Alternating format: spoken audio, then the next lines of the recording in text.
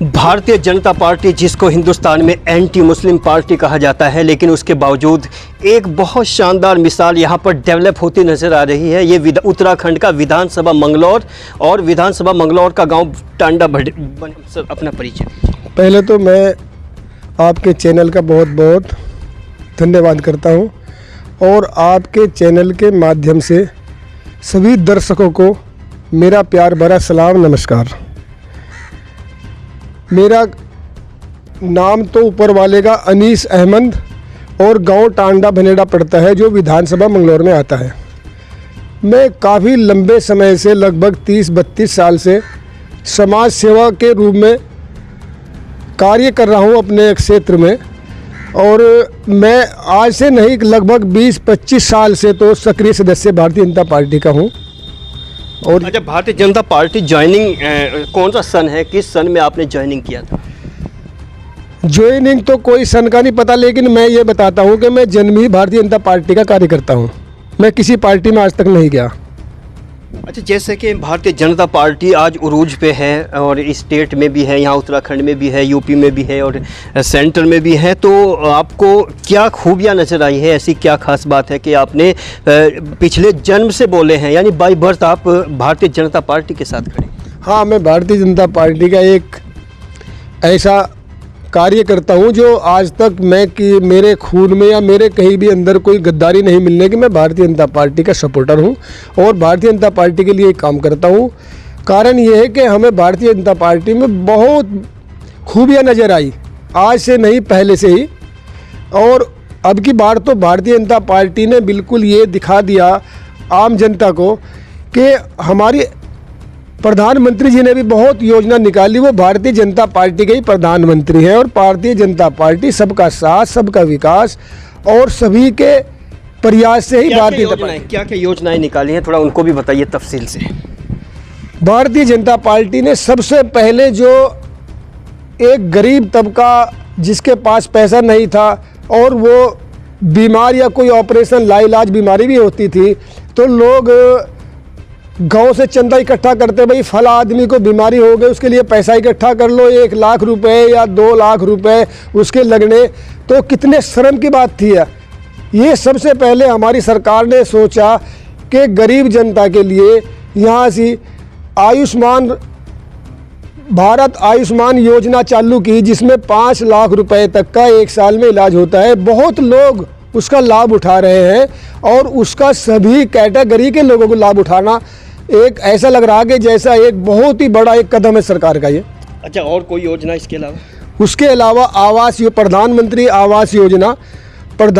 आवास योजना में जिसके पास छत नहीं होती थी, कोई किराए पर रह रहा, कोई इधर दूसरे के मकान में कोई अपनी झुग्गी झुपड़ी डाल के रह रहा, उनके लिए आवास योजना एक कितनी बड़ी योजना आवास उनके लिए कि आज काफ़ी लोग अपने आवास में रह रहे हैं। ये उस गरीब जनता के लिए चलाई है। अधिकतर हमारी पार्टी जो है वो गरीब जनता का ही ध्यान बहुत ज़्यादा रखती है। गरीब जनता के लिए इतनी योजना चलाई है, मैं आपको बता भी नहीं सकता। और मेंशन करिए थोड़ा सा, और भी बहुत सारी योजनाएं हैं। और आपकी उज्ज्वला योजना हमारी बहनों के लिए, जो पहले लकड़ी चुक के लाई या उफलों में अपना खाना बना रही, तमाम धुएं में आँख लाल हो जाती थी, अब उनको उज्ज्वला योजना द्वारा सभी को टंकी और सिलेंडर फ्री कनेक्शन दिए गए जो इस लायक थे। और अब की बार फिर सरकार हमारी कम से कम 1 साल में 3 सिलेंडर उन गरीबों को दे रही फ्री में, जिसका कोई पैसा नहीं लेने के। ये उज्ज्वला योजना भी बहुत अच्छी हो। अगर कोई काम सत्य है, सच्चा काम है, तो उसको घबराने की ज़रूरत नहीं है। मैं बिल्कुल घबराने वाला आदमी नहीं कि मैं घबरा गया कि भाई ये पार्टी, ये भाजपा, ये ऐसे, मतलब मेरा मुस्लिम गांव है टोटल A to Z। मैं यहाँ तक बताता हूँ कि जो मेरा क्षेत्र के सभी मुस्लिम वर्ग मेरे से बहुत प्यार करते हैं और किसी को कोई ऐतराज़ नहीं। और रही बात मतलब भारतीय जनता पार्टी की, ये मैं काफ़ी दिनों से भारतीय जनता पार्टी के साथ में हूँ और मुझे कोई भी ऐसा मामला नहीं लगा जिससे कोई मुस्लिम विरोधी हो। ये सिर्फ हमारे जो कुछ नेता अपने मफाद के लिए भारतीय जनता पार्टी को बदनाम करते हैं, उसके बावजूद हमारी सरकार जो है वो योजना पर ध्यान देती है और किसी किसी भी आदमी को कोई परेशानी, मैं अपने गांव की बात कर रहा हूं, अगर कोई गलत काम कर रहा, मेंशन करिए। मैं अपने गांव की बात करता नाम हूं। बताइए गांव। मेरा गांव टांडा भनेड़ा, आसपास के क्षेत्र के जो मेरी जिला पंचायत में अगर किसी आदमी को भारतीय जनता पार्टी से कोई नुकसान हुआ तो मुझे बता दो आप।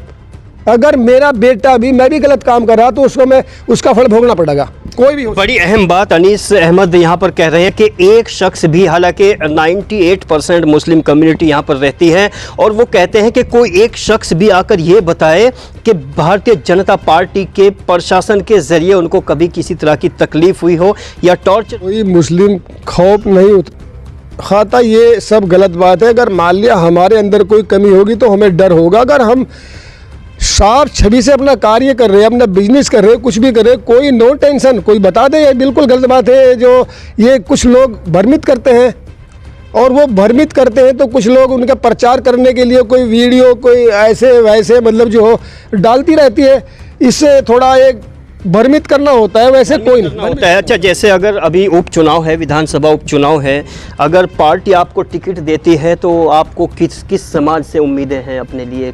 कौन सा समाज आपको सपोर्ट करने के लिए बिल्कुल तत्पर खड़ा है?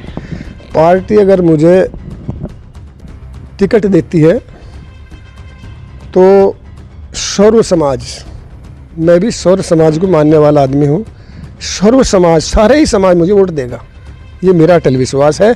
और मेरे ऐसे ही मतलब जो मैं मान के चलो कि बिल्कुल रात दिन जनता के बीच में रहता हूँ, कोई इग्नोर मुझे नहीं। अनीस अहमद ने बिल्कुल लोकल मुद्दे उठाए हैं, उन लोकल लोगों के लिए बात की है जो वास्तव में मंगलौर विधानसभा से ताल्लुक़ रखते हैं, यहाँ से जुड़े हुए हैं, और इनका कहीं ना कहीं एक अंदाज़ है, ये कहना चाहते हैं कि हम इन जो लोकल मुद्दे हैं उनसे बहुत जुड़े हुए हैं, उनसे वाकफियत रखते हैं, और इन सब मुद्दों का सलूशन है भारतीय जनता पार्टी, ऐसा कहना है अनीस अहमद का।